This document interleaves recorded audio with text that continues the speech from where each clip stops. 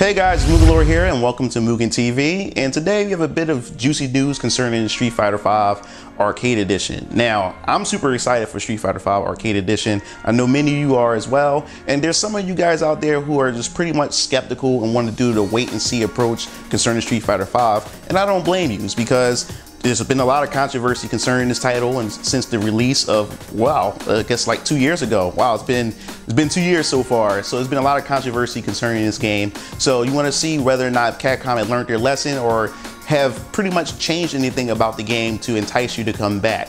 So to kick off the news, it looks like that Capcom of Europe had made an announcement that Street Fighter V Arcade Edition will be delayed for 3 days from the initial release of January 16th to January 19th. Now, it's pretty much of a bummer, and it's been stated from Capcom of Europe that the reason why they had to delay the game is because there's many different languages that has to be translated for the developers to implement into the game. So it kind of sucks.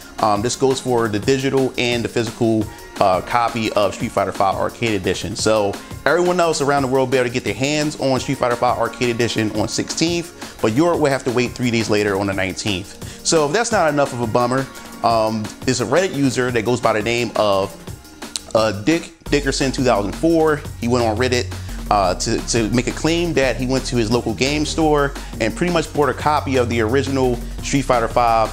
And when he got home and popped in his PS4, lo and behold, can't believe it, he had Street Fighter V Arcade Edition. So it's kind of had everybody just going crazy and just speculating, how did Capcom screw this up? How did they put Arcade Edition in the original Street Fighter V vanilla case? So most people didn't believe him until he put up video footage of him playing Street Fighter V Arcade Edition, which was pretty interesting because a lot of people took this as an opportunity to ask Dickerson to pretty much put up some of the footage to show off some of the gameplay features that's been added to Arcade Edition. So here are some of the features that he has shown off. An interesting but simple feature is the fact is that now player 2 can select rematch during a local match once the game is over, which is a feature that should have been implemented since the beginning of the vanilla version of Street Fighter V. But hey, you can't cry over spilled milk. They finally done it. They put it in there for you guys to pretty much take advantage of the feature.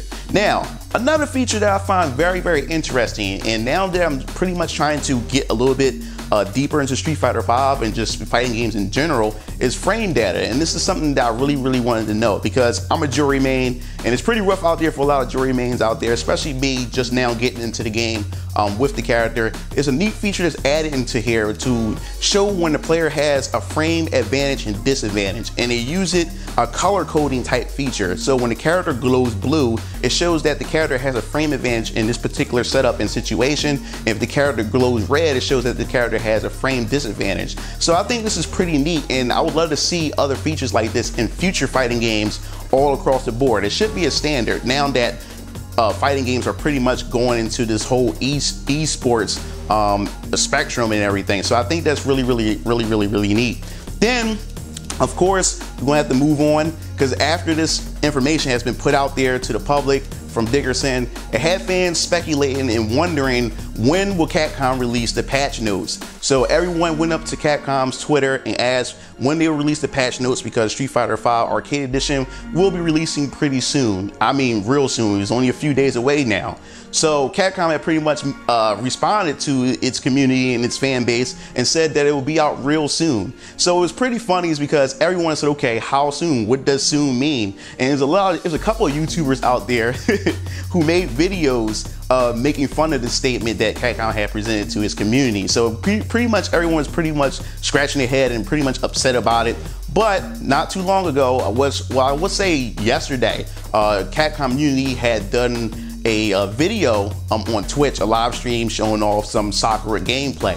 And not too long right after that, they decided to release the patch notes for Street Fighter V Arcade Edition. And I love when patch notes come out, especially when it comes to fighting games, mainly Street Fighters, because now that the patch notes are now out, and I guess Capcom was forced to do it, they had to twist the arm to put it out there so it can calm everybody down. But once the patch notes was released, it gets the community speculating, it gets the community debating, going back and forth to why Capcom made some of the decisions that they made concerning some of the characters when it concerns nerfs and buffs. So from what I get, the gist that I get from some of the users, what they've been saying about the patch notes so far, which I'll leave a link in the description below. They're stating that Capcom haven't really changed that much of the game or the characters overall. Some characters got some needed necessary buffs, while other characters got buffs that didn't need buffs at all. And I noticed I've seen a lot of comments similar that's related to Cammy, saying Cammy had got some buffs, unnecessary buffs, because she was already a pretty good character overall, but she had got some buffs. But the general gist that I'm getting from it is that there's not really much changes as far as nerfs and buffs to the characters, but we want to wait and see. And it's an interesting time right now to go onto YouTube and check out some of the characters or some of the videos that some of these YouTubers are making about their favorite characters. And you can see like the excitement, and you can see the saltiness of some of these patch notes and how some of these players are feeling that Capcom has done to their characters, which is pretty interesting. But of course, last but not least, we have Xkara. Our boy Xkara is back. Now, if you don't know who Xkara is pretty much a famous data miner. He data mines pretty much a lot of games, but mainly Street Fighter V. He cracked open the game once again and discovered some features, some interesting features at that. All right, so this one feature in particular that's strikingly interesting, because he had some videos on his YouTube and just been posted around throughout YouTube and Twitter.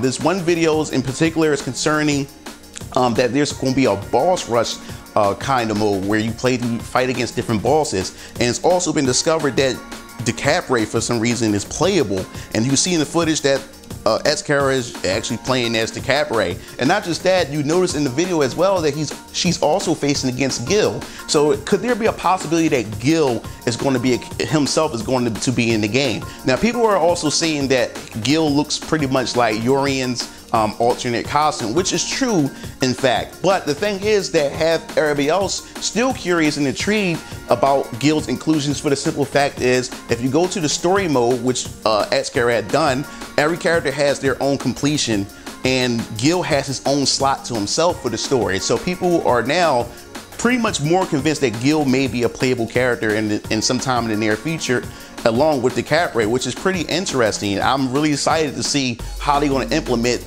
these two characters, or will these characters be somewhat included in the game? We just don't know yet, besides the season 3 character DLC pass that's going to be pretty much up for grabs. So that pretty much wraps up the news regarding Street Fighter V Arcade Edition. I want to know your thoughts. Do you think that Street Fighter V is going to pretty much sway and bring everyone back over to their favor again? Because like I said, Street Fighter V itself has a lot of controversy. It done away a lot of things that turned a lot of players off, and a lot of players were comparing Street Fighter 4 to comparing Street Fighter 5 to Street Fighter 4, that Street Fighter 4 is a much more superior game. So do you think these changes will be enough to win people back over? So remember, leave your thoughts in the comment section below, and don't forget to hit the bell at the bottom of this video to be notified when I upload more videos. This is MugenLord signing off, and see you game fiends later.